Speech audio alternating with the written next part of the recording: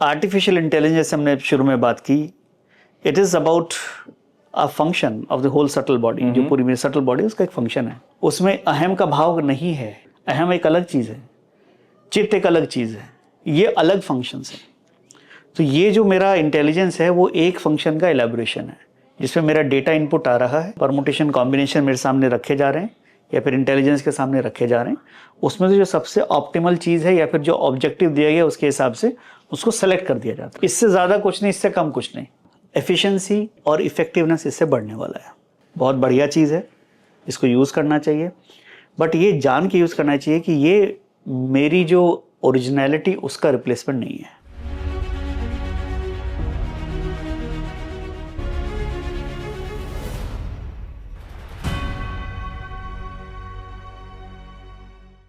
नमस्ते, स्वागत है आपका संगम बिजनेस के एक नए एपिसोड में। आज के जो हमारे गेस्ट हैं काफ़ी स्पेशल हैं। आप दीपक सैनी जी हैं और आप आईआईटी बॉम्बे के एलुमनाई हैं। आपने फ्लिपकार्ट और अमेरिकन एक्सप्रेस जैसी बड़ी बड़ी मल्टीनेशनल कंपनीज में काम किया है और अभी जो एआई का बहुत ज़्यादा चर्चा है हम सुन रहे हैं, तो आप एआई से 2014-15 से काफ़ी डीपली जुड़े हुए हैं। आपने प्रोजेक्ट्स को लीड भी किया है अपनी अपनी कॉरपोरेशंस में, और अभी एट प्रेजेंट में आप सहज गेमिंग करके एक स्टार्टअप चलाते हैं, जिसमें आपका जो स्टेटेड गोल है वो ये है कि जो हमारे मतलब गेम्स हैं, ट्रेडिशनल गेम्स हैं, उनकी हिस्टोरिसिटी और उनकी जो स्पिरिचुअलिटी वगैरह है, उस सबको कीपिंग देम इंटैक्ट, उसको मॉडर्नाइज कैसे किया जाए और उसमें एआई का हम कैसे यूज़ कर सकते हैं। उसके अलावा कौशलम करके एक एनजीओ है, वो जो दुनिया के मतलब हम कहें जो टॉप कॉरपोरेट्स होते हैं या जो 1-2% वाला जो एक ग्रुप होता है, जो प्रिज्म के सबसे टॉप के लोग होते हैं, उनके लिए लीडरशिप प्रोग्राम्स लेके आते हैं, जिसमें आप भी एज अ फैकल्टी उन प्रोग्राम्स को लीड करते हैं। और अभी आपकी एक रिसेंट बुक भी आई है अर्बन बुद्धा नाम से, गरुणा प्रकाशन ने छापी है। तो उस किताब का जैसे टाइटल से ही आप लोगों को लग रहा होगा, अर्बन बुद्धा, मतलब बुद्धा का तो ऐसा माना जाता है कि सब छोड़ छाड़ के वो संन्यास लेके चल दिए, तो ये अर्बन बुद्धा की क्या कहानी है, इन्हीं सब चीज़ों को। और ख़ास तौर पे जैसे मैंने बताया कि 10 साल से आपका मतलब काफ़ी डीपली एसोसिएशन है एआई से कम से कम, तो इन्हीं सब चीज़ों के बारे में सर से बात करेंगे। सो नमस्ते दीपक सर, कैसे हैं आप? नमस्ते कौशल, स्वागत है आपका हमारे चैनल संगम बिजनेस पे। और अभी रिसेंटली आपकी बुक आई है अर्बन बुद्धा। पहले तो ये नाम बड़ा इंटरेस्टिंग सा लगा, तो थोड़ा आप हमारी ऑडियंस को बताएं कि ये अर्बन बुद्धा मतलब क्या होता है। हमने गौतम बुद्धा तो सुना था, अर्बन बुद्धा नया टर्म है जी। कौशले जी, ये जो पुस्तक है अर्बन बुद्धा टाइटल से, ये मेरे गुरु को मेरी गुरु दक्षिणा है, और इसका ऑब्जेक्टिव यही है कि किस तरह से आज की भीड़ भाड़ वाली दुनिया में, the urban world that will live in, is it possible to become a Buddha like. So इस जो ये कोशिश है, ये जो एक्सप्लोरेशन है, इसी के विषय में ये किताब है। ठीक। और इस किताब के चलते चलते और भी काफ़ी चीज़ें हैं जो आज के मॉडर्न कॉन्टेक्स्ट में काफ़ी रेलेवेंट हैं, उन चीज़ों को छुआ गया है। ठीक। अच्छा, थोड़ा सा सर अगर जैसे मैं जानना चाहूँ आपकी जर्नी के बारे में, थोड़ा इंट्रोडक्शन के बारे में हमारी ऑडियंस के लिए थोड़ा अगर आप बताएं अपने बारे में, आपकी जर्नी क्या रही। आई बिलोंग टू, मैं रुड़की का रहने वाला हूँ। मेरे अच्छा, हरिद्वार डिस्ट्रिक्ट में आता है, और साधारण सा परिवार। पिताजी मेरे अध्यापक थे और माताजी मेरे घर पे थी और सोशल वर्क करती थी। जो मेरी सबसे पहली मेमोरी है, जो मैंने किताब में भी लिखा है, वो अपनी माताजी के साथ में उनकी एक अलमारी में एक पूजा की शेल्फ को अरेंज करते हुए देखते हैं जी। तो वही मेरा वो था कि बस यही मुझे करना है, बिकॉज इसलिए नहीं कि मुझे भगवान को खुश करना है, बट मेरी माँ को मुझे खुश करना था। तो वहाँ पे कुछ ऐसा घटा जो देख करके मैं थोड़ा हिला। एक दिन वहाँ पे सरस्वती जी की जो तस्वीर रखी थी, उसमें मुझे कुछ मूवमेंट नज़र आई। तो मैंने माता जी को बोला कि ये क्या है, तो उन्होंने बोला कि हाँ ठीक है, कोई बात नहीं। तो वहाँ से लगा कि हाँ, ये जो दिखता है उससे परे भी कुछ है, और जो खोज है वहीं से शुरू हुई। ठीक। बट जल्दी पता चल गया कि इससे कुछ होने वाला नहीं है। तो उस समय मैं रहूँगा तकरीबन कुछ तो 4-5 साल का कुछ ऐसा रहूँगा। फिर एक रोज़ हमारे यहाँ शंकराचार्य जी विराजे हमारे शहर में, उनको देख करके लगा कि बस यही है, यही अल्टीमेट है, ऐसा ही बनना है। तो पूछा गया कि भाई ये कौन है, कहाँ है, तो उन्होंने बताया ये तो सन्यासी हैं। तो सन्यास क्या होता है, घर छोड़ के जाना पड़ेगा, कि भाई ये तो नहीं हो पाएगा। तो वो हमने त्याग दिया। फिर सोचा अब करा क्या जाए। तो फिर हमें लगा कि चलो भलाई करनी चाहिए, यही सबसे बेस्ट है, तो हम भलाई में लग गए। ठीक। तो अगेन मैंने इसमें लिखा है ऑथर्स नोट में कि मैं स्कूल से आ रहा था, हमारे शहर के बीच से गंगा बहती है, कैनाल है, तो वहाँ पे एक अंधा आदमी बैठा हुआ था, तो हमने उसको पार करा दिया। बड़ा अच्छा लगा, बड़ा खुशी हुई कि आज अच्छा काम किया। अगली रोज आए तो फिर वहाँ बैठा हुआ था। अच्छा। अब ये बड़ी, मैं जरा उस स्थिति में पड़ गया असमंजस के, मैं क्या करूँ। अगर ये आदमी रोज यहाँ बैठा रहेगा तो मुझे रोज इसको पार कराना पड़ेगा, और मैं पार नहीं कराता हूँ तो मेरे अंदर गिल्ट आने वाली है। सो आई थॉट ये तो कुछ गड़बड़ है, ऐसे तो नहीं चलेगा।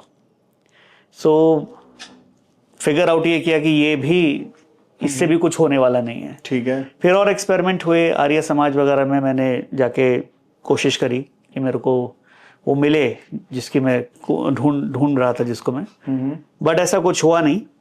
इवेंचुअली फिर जा कर के मेरे गुरु ने मुझको ढूंढ निकाला 19 साल की उम्र में, और वहाँ से फिर यात्रा जो पकड़ी है, आज तकरीबन 27-28 साल हो गए।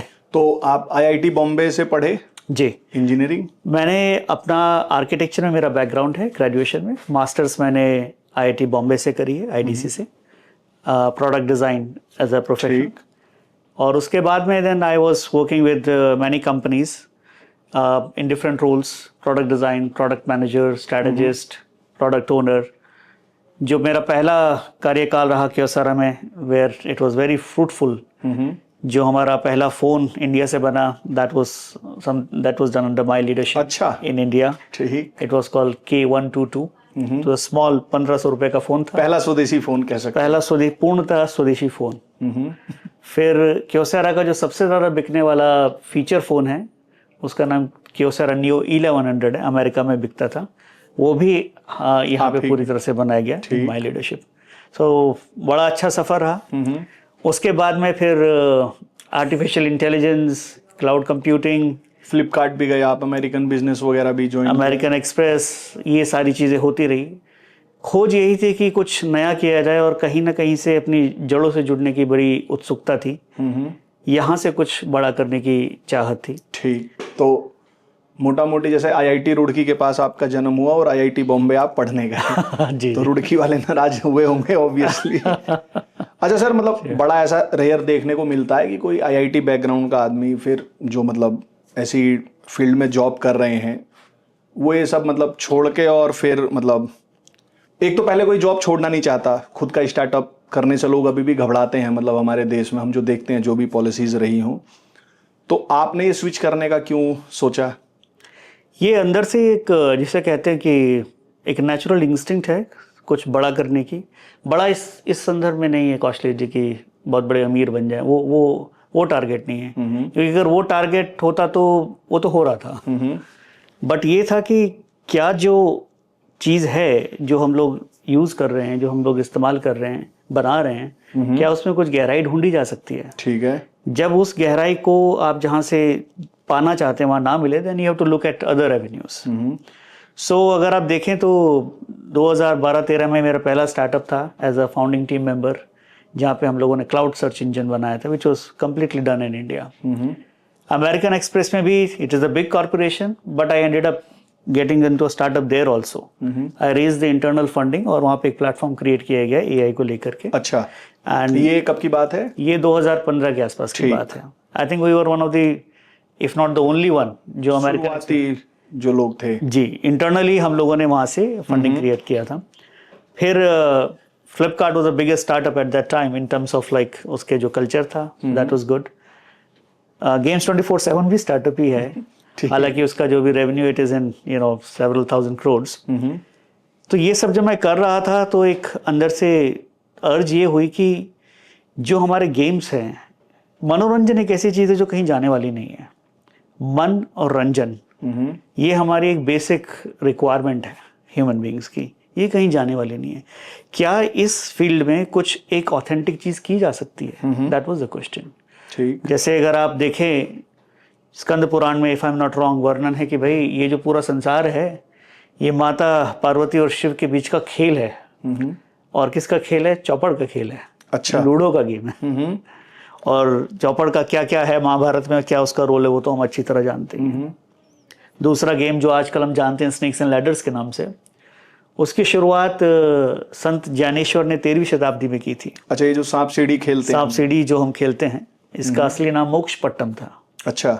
और इसमें अलग अलग तल थे, जैसे हमारे 7 लेयर्स होते हैं, उस तरह से अलग अलग लोक थे।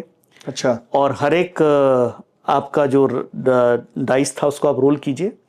सीढ़ी में अगर आ रहे हैं, आप कहीं पहुंच रहे हैं, तो जैसे अगर आपने अच्छे कर्म किए तो आपको सीढ़ी मिली तो आप स्वर्गलोक पहुंच गए। ठीक। और उसके बाद में आपने रोल किया डाइस फिर से, और आगे जाकर के एक सांप जहाँ बैठा है उस खाने पे लिखा होगा लोभ। अच्छा। तो सांप काट लेगा तो फिर से आप माया में फंस जाएंगे। ठीक। तो ये जो गेम बनाया गया था, ये इसलिए बनाया गया था कि जो शिक्षाएं हैं उनको एनकोड किया जाए। भारत का जो देश है वो हमेशा बड़ी ही नेचुरल तरह से अपनी परंपराओं को बचा के रखता है। जो आप वेदों की परंपरा देखें, जहाँ पे हर चीज़ मुंह ज़बानी याद रखी जाती है, श्रुति से याद रखी जाती है, या फिर आप इस तरह के गेम्स देखें, सब चीज़ को हम लोग इसी तरह से संयोज के रखते हैं। पुराणों की कहानियाँ देखें, अगर आप देखें उपनिषद और पुराण में जो मूल तत्व है सेम है, लेकिन जब आप उसको कहानी की तरह कहते हैं तो आपके अंतर में उतर जाता है। ठीक। तो ये हमारी भारतीय संस्कृति की एक विशेषता रही है। लेकिन अगर आज आप देखें तो वो इतना ज़्यादा क्या बोलेंगे उसको, लाइट हो गया है कि उसको हाँ, मतलब सांप सीढ़ी वाला ही जैसे था, तो मुझे भी सांप सीढ़ी ही था, मतलब पता आपसे मिलने से पहले तक। अभी वो लूडो में ही लास्ट वाला होता था वो। जी। और आपने जो बताए 7 लोक, और ये थोड़ा इसके बारे में अगर आप बताएं, ये क्या होते हैं 7 लोक? तो हमारे जो शास्त्र हैं इसमें 14 लोगों का वर्णन है, और ये स्टार्ट होता है आपके जो क्या कहते हैं, जो लोअर जो आपके तल होते हैं, भूतल से जो नीचे रहते हैं, इसमें ग्रॉसनेस बढ़ती चली जाती है। तो पूरा जो खेल है वो सटलिटी, जिसे को बोलेंगे सूक्ष्मता, और ग्रॉसनेस, ये जिसको बोल देंगे आपको पाषाणता, उसका एक खेल है। जो धरती लोक है, जो हमारा पृथ्वी लोक है, उसमें ये बैलेंस्ड है। और यही एक ऐसा जोन है जहाँ पे आदमी को कर्म करने की आज़ादी है। बाकी जो ऊपर के जो लोग हैं और जो नीचे के जो लोग हैं, उसमें सब चीज़ ऑटोमेटेड है। वो कर्मों के आधार पे ही है वो। ये कर्मस्थली केवल ये है, इसीलिए इसको कर्म भूमि बोला गया है। अगर आप यहाँ से ग्रेजुएट होकर मान लीजिए स्वर्ग लोक चले जाते हैं, या तप लोक, महालोक, जो आपके जो ऊपर के लोग हैं, या फिर जो नीचे के हैं आताल, पताल, विताल, इन सब में चले जाते हैं, तो यहाँ पे जो आपका कॉन्शियसनेस का एवोल्यूशन है वो ऑटोमेटिक है। अच्छा। इसमें आपको कर्म करने की आज़ादी नहीं है। जो फ्री विल का जो आपको गिफ्ट है वो केवल आपके इस वाले लोक में है, भूलोक में है, जहाँ से आप एक ही जन्म में सीधा सबसे ऊपर भी जा सकते हैं, आप वैकुंठ भी जा सकते हैं। और कुछ परंपराएं तो ऐसी ऐसे, हमारे हार्टफुलनेस की परंपरा वो तो ये कहती है कि आप निर्गुण ब्रह्मन में भी मिल सकते हैं। अच्छा। वो पॉसिबिलिटी भी है, बट ये पॉसिबिलिटी केवल यहाँ पे इस तल पे है हमारे लोक में। बाकी के अगर आप नीचे वाले लोक पे चले जाते हैं तो वहाँ भी ऑटोमेटिक उसका जो स्लो प्रोसेस है उसी से चलेगा। ऊपर लोक में अगर आप चले जाते हैं और आपका जिसे कहते हैं लिबरेशन हो जाती है, जब आप यहाँ से लिबरेट होंगे तो दूसरे लोक में जाएंगे, वो भी ऑटोमेटिक है, स्लोली चलेगा आपका, बट यहाँ से आप डायरेक्टली ऊपर जा सकते हैं। ठीक। तो ये आप जो सहज गेमिंग है उसके थ्रू ये सब कर रहे हैं अभी? छोटी सी शुरुआत है सर। ठीक। सहज गेमिंग की आपने सर जैसे बताया कि 2015 में आप एआई से मतलब जुड़े हुए थे प्रोजेक्ट्स में। अभी एआई बहुत ज़्यादा सर चर्चा में आ भी गया है, तो थोड़ा सा आप एआई के बारे में बताएं कि पहले तो मतलब बेसिक ही बता दें कि एआई है क्या, क्योंकि अभी भी बहुत सारे लोग हैं जो जानते नहीं हैं उसको, और फिर हम उसके बाद देखते हैं एआई के मतलब जो खतरे भी बताए जा रहे हैं कि जॉब छीन लेगा या पूरा डिस्ट्रैक्ट कर देगा, या उसके एडवांटेजेस क्या हैं, थोड़ा इसके बारे में। जी जी बिल्कुल। कौशलेश जी, जब एआई में जाने से पहले let's break this word artificial and intelligence. Okay, now intelligence जो शब्द है वो इंटेलेक्ट से आया है। इंटेलेक्ट मतलब बुद्धि। जो हमारे शास्त्र हमको बताते हैं, उपनिषद बताते हैं कि जो हमारा सटल शरीर है, जो हमारी सटल बॉडी है, सूक्ष्म शरीर है, उसके 4 हिस्से हैं। ठीक है, उसमें मन, बुद्धि, अहंकार और चित्त, mind, intellect, consciousness and ego, ये हमारे 4 हिस्से हो गए। इसके ऊपर हमारा कारण शरीर है जो सबको पावर करता है, और जो सबसे नीचे है वो हमारा भौतिक शरीर है जिससे कि सारे सिग्नल लिए जाते हैं। अब इसमें मैं ऐसा क्यों बोल रहा हूँ, ये समझना क्यों ज़रूरी है कि जो आदमी का ऑपरेशन है, जो हम लोग दुनिया से इंटरेक्ट करते हैं या फिर जिस तरह से हम चीज़ों को समझते और देखते हैं उसका प्रोसेस एक बार समझ लेते हैं। जब मेरी फिजिकल बॉडी मेरे 5 सेंसेस से चीज़ों को समझती है, वहाँ से सिग्नल्स आते हैं, वो मेरे माइंड के थ्रू प्रोसेस होते हैं और उस प्रोसेसिंग के थ्रू हमको ये पता चलता है कि क्या चल रहा है वहाँ पे। उस जो सिग्नल्स हैं, वो जो सिग्नल्स है वो मेरे कॉन्शियसनेस में रिपल्स क्रिएट करते हैं और वहाँ से मुझे एक्सपीरियंस होता है। जब मुझे एक्सपीरियंस होता है तो फिर मेरी इंटेलेक्ट आती है, बोलती है कि अच्छा भाई ये एक्सपीरियंस ख़राब था और ये अच्छा था। या फिर अगर आप कोई चीज़ सॉल्व कर रहे हैं, प्रॉब्लम सॉल्विंग का अगर आप कुछ कर रहे हैं तो उसमें आपके पास 4 सॉल्यूशंस हैं, तो आपकी जो इंटेलेक्ट है it will be able to decide कि ये अच्छा है कि ये अच्छा है कि ये अच्छा है कि ये अच्छा है। सो माइंड इंटेलेक्ट कॉम्प्लेक्स एक तरह से हमको समझना चाहिए, लेकिन ये कॉन्शियसनेस नहीं है। कॉन्शियसनेस के ऊपर ये काम करती है। ठीक है। तो जो अनुभव क्रिएट होता है वो कॉन्शियसनेस पे क्रिएट होता है। आपकी चाहे नेचुरल इंटेलिजेंस हो या आर्टिफिशियल इंटेलिजेंस हो, वो कॉन्शियसनेस नहीं है। नंबर 1 चीज तो ये समझना बहुत जरूरी है। ठीक है। तो आप किस आर्टिफिशियल इंटेलिजेंस को कितना भी बढ़ा चढ़ा लें, वो कभी मानव चेतना को रिप्लेस नहीं कर सकती है। अच्छा। तो एक चीज तो ये, बिकॉज इन दोनों का स्ट्रक्चर ही बिल्कुल अलग है। तो ये एक चीज पहले हम समझ लेते हैं। दूसरा चीज, इसके ये काम कैसे करता है? ये वैसे ही काम करता है जिस तरह से हमारा जो नेचुरल इंटेलिजेंस है वो काम करती है। आपके पास सिग्नल्स आते हैं, सिग्नल्स के बेस पे it tries to make sense कि क्या चल रहा है, उसके बेसिस पे आपको ऑप्शंस मिलते हैं एंड यू कैन चूज कि भाई ये ऑप्शन चाहिए, ये ऑप्शन चाहिए, ये ऑप्शन चाहिए या ये ऑप्शन चाहिए। अगर ये ऑप्शन आप चूज करते हैं तो इसके ये परिणाम हो सकते हैं, ये करते हैं तो इसके ये परिणाम हो सकते हैं। सो ये जो एनालिटिकल वर्क है, ये सब जो हम नेचुरली करते हैं, इसी को मिमिक आर्टिफिशियल इंटेलिजेंस में किया जाता है। ठीक। सो ये इस तरह से काम करता है। अगर जैसे हम एआई को देखें तो सर अपॉर्चुनिटीज क्या क्या देखते हैं हम एआई को लेकर, कम से कम भारत में, और साथ में एआई से रिलेटेड चैलेंजेस भी क्या हैं, जो मेजर चैलेंजेस आप देखते हैं? ये एक ऐसी चीज है जो कि मानव सभ्यता का जो विकास हो रहा है उसमें एक मील का पत्थर है। क्यों है मील का पत्थर? जिस तरह से जब कंप्यूटर इंट्रोड्यूस हुआ था तो चीज़ों में एक, जिसे कहते हैं ना, एक बुनियादी चेंज आ गया था। उसी तरह से एआई की वजह से कुछ बुनियादी बदलाव आने वाले हैं। जो भी काम आप माइंड और इंटेलेक्ट के लेवल पे कर सकते हैं उसको ही रिप्लेस कर देगी। ठीक। जिस काम में अनुभव की आवश्यकता है उस काम को ये इसको नहीं टच कर सकती है। एक तो इसका ये परिणाम होने वाला है।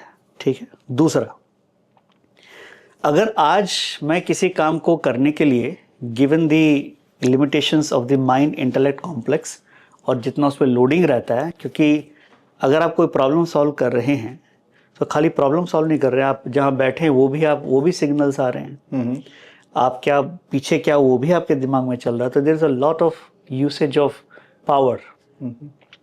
पर एआई से आप उसी चीज को जल्दी खत्म कर सकते हैं, because it is just focusing on that particular bit. तो that is going to be extremely good. Efficiency और इफेक्टिवनेस इससे बढ़ने वाला है। ठीक। अब खतरों की बात करते हैं। अगर हम लोग पूरी तरह से इसी के बेस पे काम करने लगे तो जो कौशलेश जी बना रहे हैं और जो दीपक बना रहे हैं उसमें कोई फर्क नहीं रह जाएगा। सबका सिमिलर ही बनने लगेगा। सबका सिमिलर बनने लगेगा। आप देखिए जैसे रिज्यूमेज वगैरह आते हैं आजकल बड़े सिमिलर से आने लगे हैं। एक मैं एग्जांपल देता हूँ, जैसे ग्रामरली एक टूल है। अगर आप उसी की इंग्लिश के स्टाइल से आप उसके सारे सजेशंस एक्सेप्ट करने लगेंगे, आपकी इंग्लिश चेंज होने लगती है। ठीक। और ये बड़ी विचित्र सी बात है क्योंकि अपनी ओरिजिनलिटी लूज हो रही है। इसका ये बहुत बड़ा खतरा है। तो एआई जो है वो ओरिजिनलिटी भी, बिल्कुल। आप कितने, देखिए ये आपका सेवक है, आपका ये नौकर है। आप इसको उस तरह से जब तक यूज करेंगे तब तक आपके लिए अच्छा है। बट अगर कहीं आप इस पे ओवर, जैसे किसी नौकर पे ओवर रिलाई करने लगे तो वो आपके सर पे चढ़ के नाचने लगता है, ये पॉसिबिलिटी इसमें है एआई की। यस।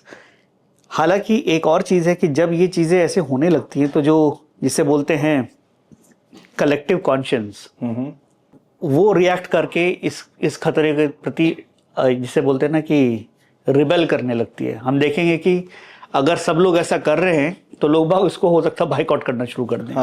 वो हो भी सकता है, नहीं भी हो सकता, समय बताएगा।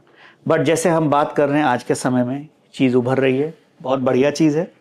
इसको यूज़ करना चाहिए, बट ये जान के यूज़ करना चाहिए कि ये मेरी जो ओरिजिनलिटी उसका रिप्लेसमेंट नहीं है।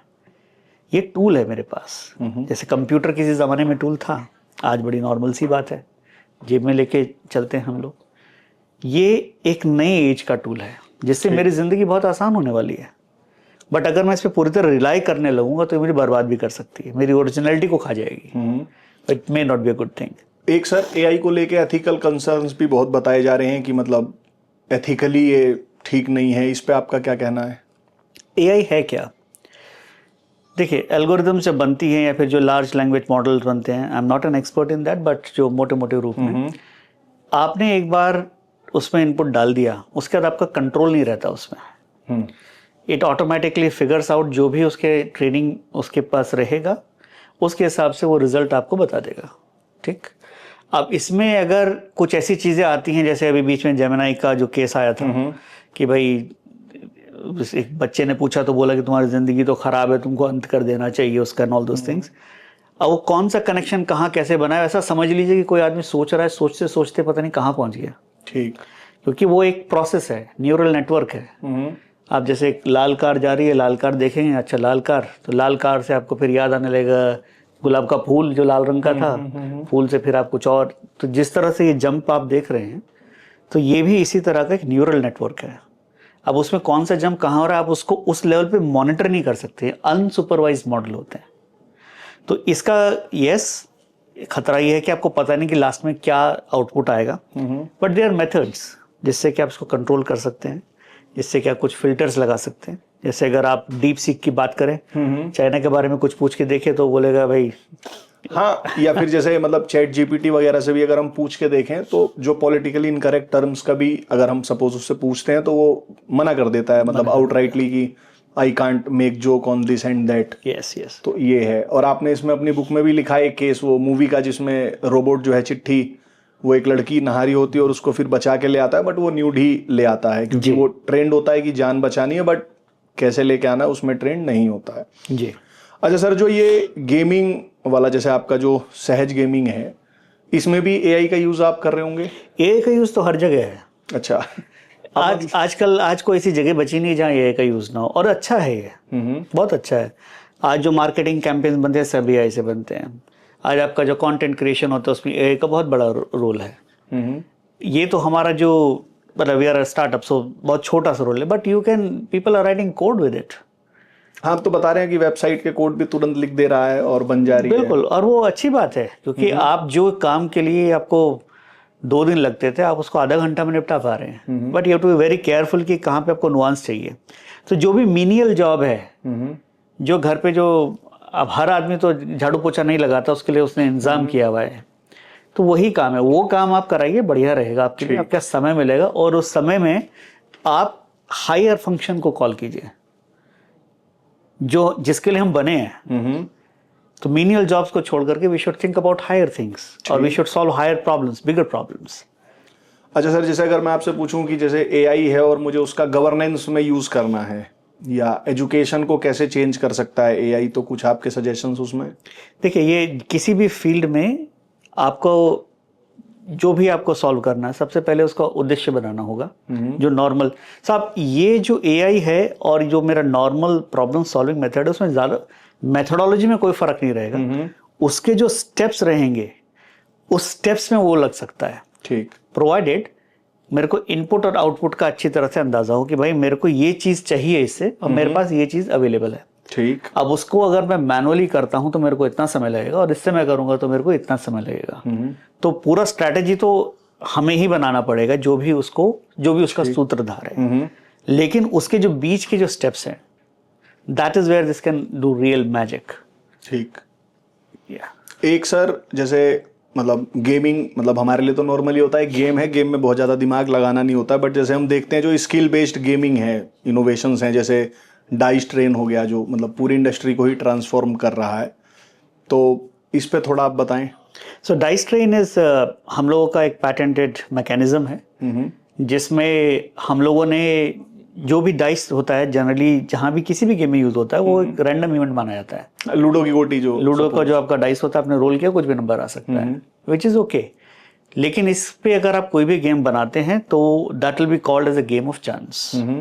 तो हमारा चैलेंज ये था कि हम इसको गेम ऑफ स्किल में कैसे बदलें। अब गेम ऑफ स्किल की डेफिनेशन क्या है? गेम ऑफ स्किल की डेफिनेशन ये है कि जहाँ पे आपकी जो जीत हो केवल फ्लूक से ना हो, उसके पीछे एक स्ट्रैटेजी होनी चाहिए, उसके पीछे कोई स्किल होनी चाहिए। तो डाइस ट्रेन उसी का एक जो बोलेंगे वर्जन है वो है। उसमें नीचे डाइस आते रहते हैं और आपके रैंडम डाइस रहते हैं, और जैसे दो लोग खेल रहे हैं, दोनों को एक ही चैलेंज दिया जाता है जिसमें कुछ एक गोटियां मूव करनी होती हैं और नीचे डाइस ट्रेन आती रहती है। अब आपको भी उतने ही डाइस मिलेंगे, मेरे को भी उतने डाइस मिलेंगे। फर्क ये रहेगा कि उनके ऑर्डर बदले हुए रहते हैं बस। तो मेरे को ये पता है कि अच्छा आपको भी 10 मिलने हैं, मुझे भी 10 मिलने हैं, उसमें ये नंबर मिलने हैं, और जैसे जैसे मैं उसको छूंगा वही नंबर सेलेक्ट हो जाता है और वो गोटी मेरी मूव करने लगती है।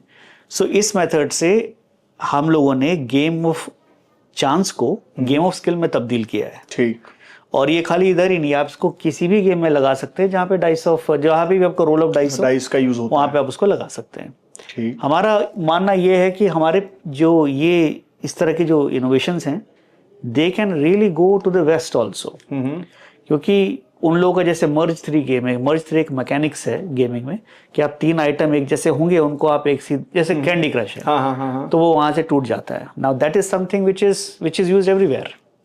सिमिलरली डाइस ट्रेन एक ऐसी चीज है जो जहां भी डाइस का आपका रोल है आप उसको वहां यूज कर सकते हैं। ठीक है। So this is one of our innovations from Sahaj gaming. एक सर मतलब ऐसा भी देखा जाता है कि एक तो जो पढ़ लिख गया ज्यादा वो स्पिरिचुअलिटी में ज़्यादा विश्वास नहीं करता, एक ऐसा परसेप्शन है जो कॉमन मासेस का आता है। तो और दूसरा जैसे आपने बताया कि आईआईटी बॉम्बे से फिर एआई वगैरह में भी आप काम कर रहे हैं, फिर आपने किताब भी लिखी अर्बन बुद्धा, तो स्पिरिचुअलिटी भी है। तो ये आप इसको कैसे मतलब मैनेज करते हैं? आपकी ये जो जर्नी है ये कैसे आप इसको बैलेंस करते हैं स्पिरिचुअलिटी और टेक्नोलॉजी की? और पहले तो ये भी बताएं जरा कि स्पिरिचुअलिटी और साइंस का मतलब जो अभी का एक परसेप्शन है कॉमन मासेस में, वो thanks to our education system कि पढ़े लिखे हो तो कहाँ स्पिरिचुअलिटी में फंस रहे हो, और स्पिरिचुअल हो तो तुम्हारे बस की पढ़ाई लिखाई नहीं है। इसको कैसे देखते हैं आप? I am glad you asked this question Kaushlesh ji. विज्ञान की जो डेफिनेशन है वो है विशिष्ट ज्ञान। ठीक। वी मतलब विशिष्ट और ज्ञान, उसकी भी जो विशेषता है, जो उसका भी एक परिष्कृत रूप है, वो है स्पिरिचुअलिटी। अच्छा।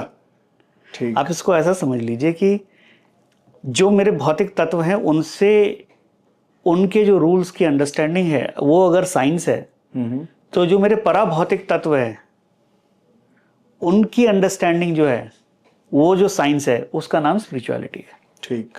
इसके भी अपने बहुत स्ट्रिक्ट रूल्स हैं, जैसे रूल्स ऑफ फिजिक्स हैं, इसके भी रूल्स हैं अपने। दाजी की किताब है स्पिरिचुअल एनाटॉमी, जिसमें पूरा बताया गया है कि आपकी कहाँ से जर्नी किस तरह से होती है। मोटा मोटी देखा जाए तो जो आपके चक्र होते हैं उसके बारे में बताए गए हैं जिनको अनुभव किया जा सकता है। तो साइंस और स्पिरिचुअलिटी एक ही सिक्के के दो पहलू हैं, एक लौकिक है एक परालौकिक है, और ये दोनों एक दूसरे के बगैर रह नहीं सकते हैं। अच्छा। और ये चीज़ कुछ ऐसे है, एक दूसरे पे ही डिपेंडेंट भी है। ये जो बेस है ये मेरा स्पिरिचुअल बेस है, इसके ऊपर ही मटेरियल दुनिया टिकी हुई है। अच्छा। पर ये मुझे दिखाई नहीं देता, जैसे मुझे जड़ें दिखाई नहीं देती पेड़ की, वो मेरी दृष्टि से ओझल है। ठीक है। इस तरह से ये जो मेरी स्पिरिचुअलिटी की जड़ें हैं वो मुझे दिखाई नहीं देती हैं।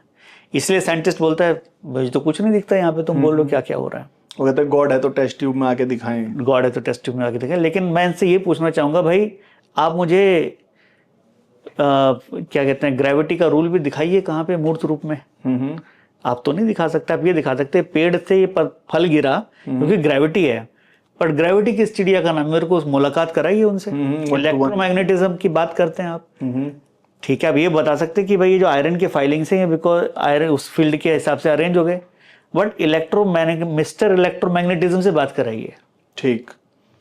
ये कुछ ऐसा ही हो गया कि जैसे बायोलॉजी की जो सारी पढ़ाई है वो ह्यूमन बीइंग की लाइफ को बचाने की, उसको ठीक करने की बात है, बट आज तक कोई ये नहीं पता कर पाया कि हमारी बॉडी में ऐसा होता क्या है जिसके कारण व्यक्ति जिंदा है और नहीं तो मृत है। कोई कह देगा हार्ट बीट बंद हो गई, मर गए, बट वो तो हार्ट बीट रुकी, ऐसा क्या निकला कि वो चलने लगी थी और बंद हो गई टाइप्स। जो समझने की बात यह है कि ये जो स्पिरिचुअलिटी है, अगर इसको मोटा मोटा समझा जाए, ये कोई व्यक्ति विशेष के बारे में डिस्क्रिप्शन नहीं है, ये सिद्धांत है। सिद्धांत का कोई मूर्त रूप नहीं होता है, सिद्धांत के केवल इफेक्ट होते हैं, सिद्धांत कॉज होता है, और जो चीज़ें हमको अभिव्यक्त होती हैं वो उसके इफेक्ट होते हैं। ठीक। इस तरह से आप इसको समझ सकते हैं। तो सर इस जर्नी में स्पिरिचुअलिटी आपकी हेल्प कैसे करती है, अगर मैं समझना चाहूँ इस साइंस की या एआई से रिलेटेड जो भी आप काम कर रहे हैं टेक्नोलॉजी में, उसमें स्पिरिचुअलिटी कैसे आपकी हेल्प करती है? जैसे आपने बताया कि ये ऐसे एक दूसरे पे डिपेंडेंट हैं, तो सपोज अब कोई बंदा है वो सिलिकॉन वैली में या कहीं इंडिया में भी है सपोज, और वो कहता है मैं स्पिरिचुअल नहीं हूँ, तो उसकी जर्नी या आपकी जर्नी कैसे किसकी आसान हो जाती है?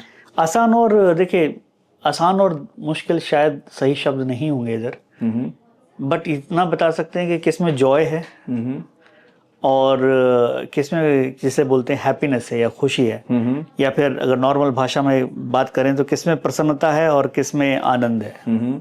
अच्छा सर, जैसे शुरू में ही आपने बताया कि आर्टिफिशियल इंटेलिजेंस की जब आप डेफिनेशन बता रहे थे, बट एक जैसे कंसर्न है लोगों का, जैसे रोबोट्स बनने लगे हैं, काफ़ी काम वो करने भी लगे हैं, तो ऐसा बताया जा रहा है कि मतलब एक कंसर्न है कि कभी ना कभी रोबोट जो है वो टेक ओवर कर ले ह्यूमन बींग्स को, होमोसेपियंस को।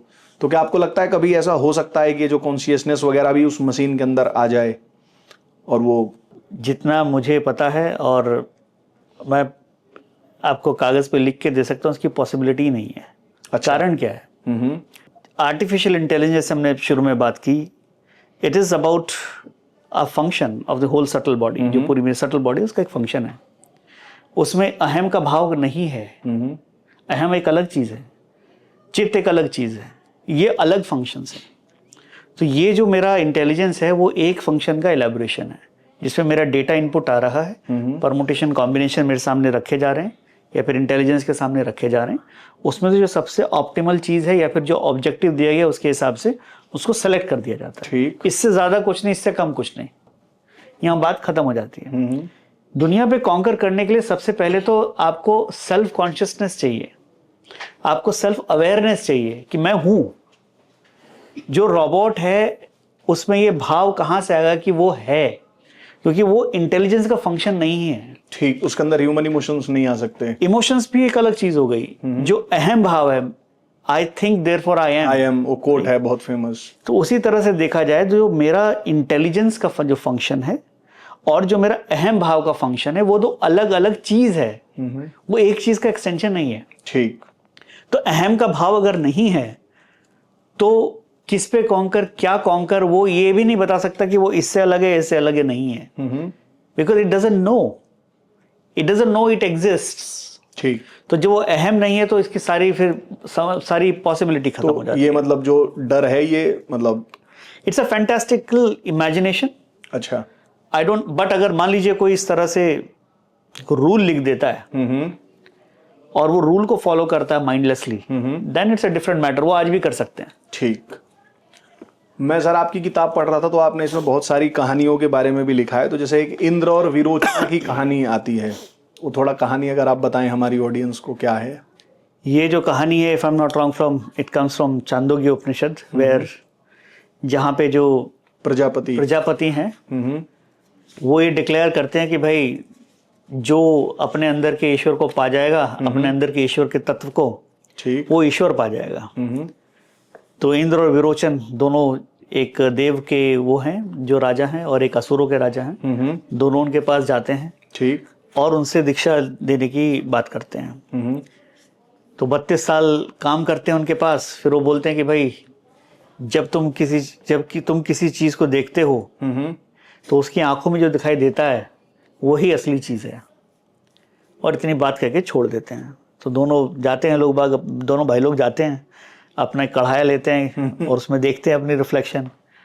अब उनको कुछ दिखाई ना दे, शरीर दिखाई दे, आग दिखाई दे, बाल दिखाई दे, नाक दिखाई दे, तो बोले कि भाई अब यही होगा, जब गुरुजी बोल रहे हैं तो ऐसा ही होगा। तो ये जो मेरा शरीर है यही असली तत्व है। तो ये अपने मन में बना करके वो गुरु के पास जाते हैं। गुरु बोलते हैं हाँ, अगर ये तुमको दिखाई दिया तो यही सच है। ठीक।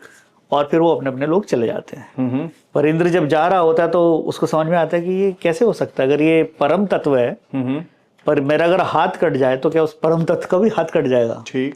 By definition that is pure, that is immutable, उसको तो क्षति करा ही नहीं जा सकता। पर अगर ये परम तत्व मेरा शरीर है तो ये तो नहीं हो सकता है। तो उनके पास वापस आता है प्रजापति के पास। अब यहाँ पे जो उपनिषदों के लेखक वो ये भी बताना चाहते हैं कि किस तरह से हम लोगों को हर चीज की विवेचना करनी बहुत जरूरी है। गुरु उतना ही देगा जितनी पात्रता है। बिल्कुल। उनको जो दिखाई दिया उनको बोलो हाँ भाई ठीक है, तुमको ये दिखाई दे रहा है तो ठीक है। अब उसके बाद में बोलते हैं कि हाँ तुम ठीक बोल रहे हो, जो सपनों में घूमता है वो ही असली है।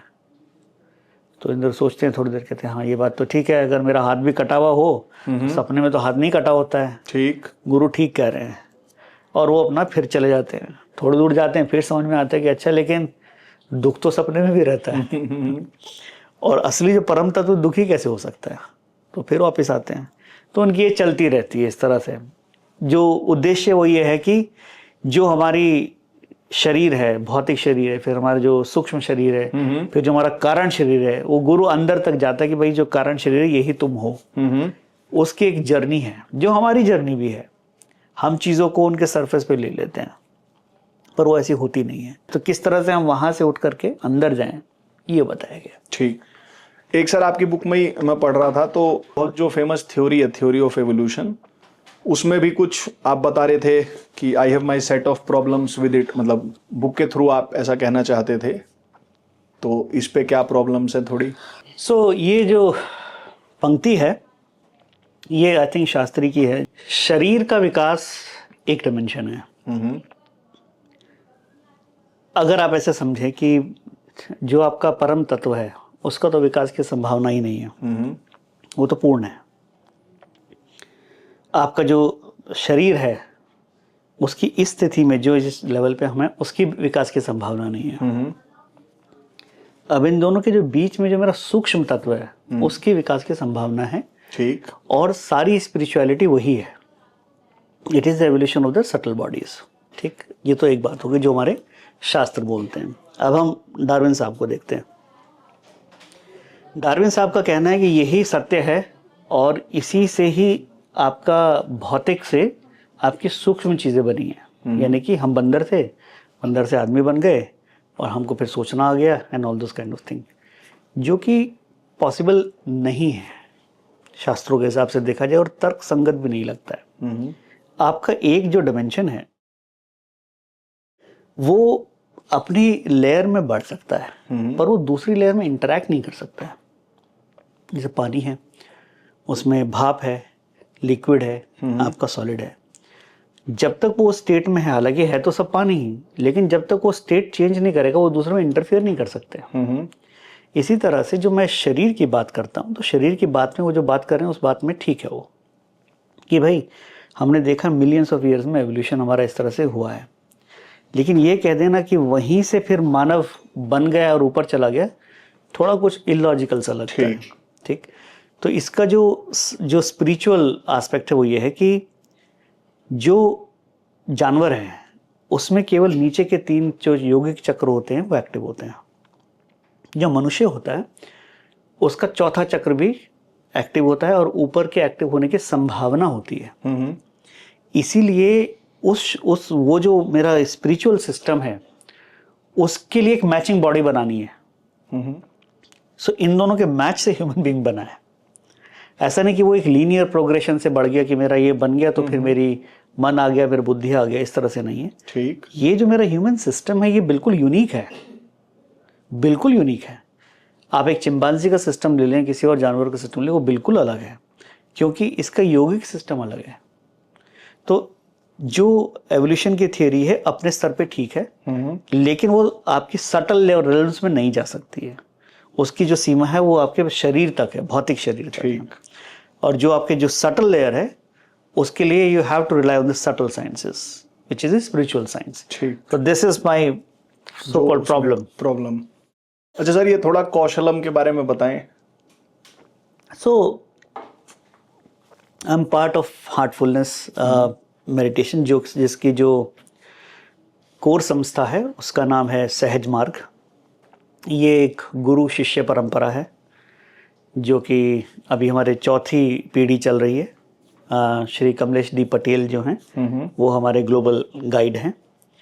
और 1945 में ये ऑर्गेनाइजेशन रजिस्टर हुई थी। ये राजयोगिक परंपरा है जिसमें प्राणाहुति इसका जिसे कहते हैं एक बिल्कुल अलग चीज़ है। इसमें प्राणाहुति क्या है ये भी थोड़ा समझ लेते हैं। प्राणस्य प्राणा बोला गया है इसको, जो हमारे संस्कृत में बोला गया है। इसको ऐसा समझ सकते हैं कि जब हमारा इस सृष्टि का निर्माण हुआ तो पुरुष और प्रकृति के मिलन से हुआ, जो अभी भी जारी है। तो ये जो परा प्रकृति है जो कि स्टेबल थी, प्योर थी, और जो नारायण है उसी की छाया थी, यही हमारी प्राणाहुति है। जब इनका मिलन हो गया तो हमारी सृष्टि आई, जो हमारा जो मैनिफेस्ट यूनिवर्स है। अब उस मैनिफेस्ट यूनिवर्स में 25 के आसपास जो संख्या बताती है उसके जो कंपोनेंट आए, उसी कंपोनेंट से सारी चीज बनी है। आदमी भी बना है, जानवर भी बना है, सब बना है। ये जो परा प्रकृति है, इसी से आप प्रकृति को पुरुष से अलग कर सकते हैं, ऐसी मान्यता है। ये हमारे सिस्टम की स्पेशलिटी है। मतलब जो हमारे गुरु हैं, हमारा ऐसा मानना है और हमारा एक्सपीरियंस है कि वो इस परा प्रकृति को आपके हृदय में संचय कर सकते हैं। और उस संचय जब करते हैं तो आपकी जो जर्नी है वो अपने सोर्स की तरफ शुरू हो जाती है। जो नॉर्मल फ्लो होता है प्राणवायु का, वो ऊपर से नीचे की तरफ होता है। जब इस बहाव को उलट दिया जाता है परा प्रकृति से, जिसको हम ट्रांसमिशन बोलते हैं, योगिक ट्रांसमिशन, प्राण से प्राण, आपको पुरुष और प्रकृति के बीच का भेद आना लगता है। And that is called starting of self realization. पूरा जो योगिक साइंस है उसका सिर्फ एक ही मानना है कि जब आपको ये पता चल जाए कि मैं पुरुष हूं, प्रकृति नहीं हूं, मैं शरीर नहीं हूं, मैं तो कारण हूं, मूल तत्व हूं, उसमें ये जो आपकी परा प्रकृति है, जो आपका योगिक ट्रांसमिशन है, इसका मुख्य रूप है। ठीक, ये सिस्टम इस पे बेस्ड है। तो जो आपकी प्रगति है आपके मूल की तरफ, वो बहुत बहुत तीव्र हो जाती है। That is what Heartfulness is. अब इसका एक ऑफरिंग है जो कि एग्जीक्यूटिव्स के लिए है, CXOs के लिए है, to train them into how to really create a balance in life. क्योंकि वो हाई अचीवर्स हैं, ऑलरेडी उन्होंने दुनिया में झंडे तो गाड़ दिए हैं। अब वो एक पंख, उनका जो मटेरियल विंग है बहुत स्ट्रांग है, बिल्कुल, बट ऐसा देखा गया है कि जो स्पिरिचुअल विंग है वो थोड़ा कमजोर पड़ जाता है। हम बहुत सारे केसेस भी देखते हैं कि फलाना जगह IAS ऑफिसर हैं या किसी बड़ी कंपनी में जॉब कर रहे थे और सुसाइड कर लिया। तो मतलब पैसे की कोई कमी नहीं, फ्लैट भी मतलब जो सबसे बड़ा साइज का आता होगा वो खरीद चुके हैं, रुतबे की कोई कमी नहीं, मतलब जहां डिनर करना है वो कर सकते हैं, बट क्या हुआ कि सुसाइड कर लिया। हाँ, तो आप कंटिन्यू बताएं। बस वही आपने जो कहा, तो उसमें ऐसा समझ लीजिए कि किसी पक्षी का एक पंख टूटा हुआ है, वो एक ही जगह चक्कर काटता रहेगा। ठीक तो है। ये जो प्रोग्राम है उस बैलेंस को रिस्टोर करने के लिए कि आप एक बिल्कुल जिसे कहते हैं बैलेंस जिंदगी, एक खुशहाल आनंद भरी जिंदगी अच्छा जी सकें। केवल आपकी नॉर्मल खुश हर्ष नहीं, आनंद भरी प्लेजर और जो वो हैप्पीनेस, हायर हैप्पीनेस, आनंदम, जिसे ब्लिस बोलते हैं, वो कैसे एस्टेब्लिश किया गया। जब तक ये दोनों पंख स्ट्रांग नहीं होंगे तो उसको टैकल करने के लिए स्पेशल प्रोग्राम है हम लोगों का, which I am a part of the faculty, very esteemed faculty, my colleagues and seniors are there. So ये इसके थ्रू हम लोग इन लोगों को ट्रेन करते हैं जो कॉर्पोरेट्स वगैरह में जॉब कर रहे हैं, जो ऐसे हैं हाई परफॉर्मर्स, मतलब नॉट ओनली कॉर्पोरेट्स, मतलब आपके गवर्नमेंट डिपार्टमेंट्स में IAS, PCS, जितने भी आपके हाई। सो बेसिकली अगर ये पिरामिड है, टॉप ऑफ द पिरामिड आपके जो 30% टैक्स स्लैब 30% भी क्या बोलेंगे, एक्चुअली ये पूरी जो आप, मेरा मानना ये है कि जो टॉप 1%, 2% लोग हैं ऊपर के, अच्छा, उन लोगों के लिए स्पेशल प्रोग्राम है ये। और ये फिजिकल होता है या ऑनलाइन? दोनों होता है, दोनों होता है। जनरली दोनों हम लोग कंबाइन भी करते हैं। ये ओवर टाइम हमारा एक्सटेंड होता है और it has been very well received. और ये कितने दिन का होता है ये, मतलब प्रोग्राम जो भी है? ये हम लोग कस्टमाइज भी करते हैं। जो हमारा ऑनलाइन प्रोग्राम होता है इसको हम लोग 3 वीक्स के आसपास में रखते हैं। 21 दिन का उसमें मतलब केवल वीकेंड्स को रखते हैं। अच्छा, ठीक ठीक ठीक। तो ये हमारा पहले ऑनलाइन प्रोग्राम हो गया, फिर हम लोग उसको ऑन साइट रिट्रीट, जो कान्हा शांतिवनम है, जो जिसको अवार्ड मिल चुके हैं कई सारे, जो जिसे कहते हैं बंजर जमीन को उपवन में तब्दील कर दिया गया है, और विश्व का सबसे बड़ा मेडिटेशन हॉल वहाँ पे, जहाँ पे 1 लाख लोग एक साथ बैठ के मेडिटेशन कर सकते हैं, अपने आप में अजूबा है। वहाँ पे फिर हमारा एक फिजिकल रिट्रीट होता है, और जो भी वहाँ एक बार आ जाता है वो क्या कहते हैं उसका आनंद है। अच्छा, जैसे सर आप जब इन लोगों को कोच करते हैं तो मतलब आपके कुछ एक्सपीरियंसेस आप बताएं, मतलब जैसे अगर कुछ मतलब शेयर करने में इशू ना हो कि इतने हाई परफॉर्मिंग लोग आते हैं। देखिए कौशले जी, ये जो लोग होते हैं ना, इनको हम क्या बताएंगे, ये लोग खुद अपने फील्ड में मास्टर्स हैं। हाँ, मतलब एक रहता है ना कि मतलब मुझे तुम बताओ, मतलब हाँ, सब जान ही रहा हूँ। वो हम बताते भी नहीं ऐसे। जो हमारी फैकल्टी भी आप अगर आप मिलेंगे तो मतलब they are most humblest people, क्योंकि ऐसा कुछ विशेष आप उनको मतलब इस मटेरियल उसके बारे में तो कुछ बता नहीं सकते हैं। बट होता क्या है कि जब आप किसी एक चीज के बारे में अल्ट्रा फोकस हो जाते हैं तो you develop a microscopic perspective. आप बिल्कुल उसमें जूम्ड इन हो जाते हैं। आपको कोई चाहिए होता है दिखाने के लिए कि तारे भी हैं ऊपर, जिसको टेलीस्कोपिक पर्सपेक्टिव बोलते हैं। ठीक। सो हम लोग क्या करते हैं, we just nudge them to look at the other side of things. Microscopic से टेलीस्कोपिक पे ले जाते हैं। दोनों का बैलेंस। और क्यों करना है, इसके लिए कुछ एक्सपीरियंशियल चीजें हमारे, कुछ कॉन्स्ट्रक्ट्स हैं हमारे, कुछ हमारी चीजें जो हम लोग उनसे डिस्कस करते हैं। ठीक। बट ये सारी चीजें बड़ी, जिसे कहते हैं ना कि भाई अब मैं कौशल जी को क्या बताऊंगा, तो ये एक संवाद है कि भाई ये एक्सरसाइज है, चलो करके देखते हैं, और ये संवाद है। ठीक। क्योंकि सिखाने और सीखने के लिए कुछ नहीं है, रियलाइजेशन की वाली बात है कि जब अनुभूति हो गई तो लगेगा हाँ भाई ठीक है ये। अगर अनुभूति नहीं हुई तो फिर कुछ मतलब नहीं है उसका। सो एक्सपीरियंशियल प्रोग्राम है, बहुत ही इंटीमेटली एक्सपीरियंशियल प्रोग्राम है, which is life changing. We have got some really good feedback in terms of the changes it has produced in individuals and performance जो उनकी इंक्रीज हुई है, एनहांस हो जाती है। बिल्कुल। सर अगर जैसे मैं वैसे जानना चाहूँ तो मतलब ये प्रोग्राम कितने दिनों से चल रहा है, मतलब कब से चल रहा है, और एक मोटा मोटी एस्टिमेट की कितने लोगों को अब तक ट्रेन कर चुके होंगे? पूरा एस्टिमेट तो मेरे पास नंबर तो मैं अभी नहीं बता पाऊंगा, and I don't want to go on record in quoting that, but ये पिछले आई थिंक 7-8 साल से चल रहा है। ठीक। लास्ट सवाल पे सर हम आते हैं, आपके फ्यूचर प्लान्स, जैसे एक बुक आपने ये लिखी और कोई नई बुक आप लिख रहे हैं, साथ में जो गेम वाला आपने बताया जी, उस पर भी कुछ और इनोवेशन हो रहा है? बिल्कुल साहब।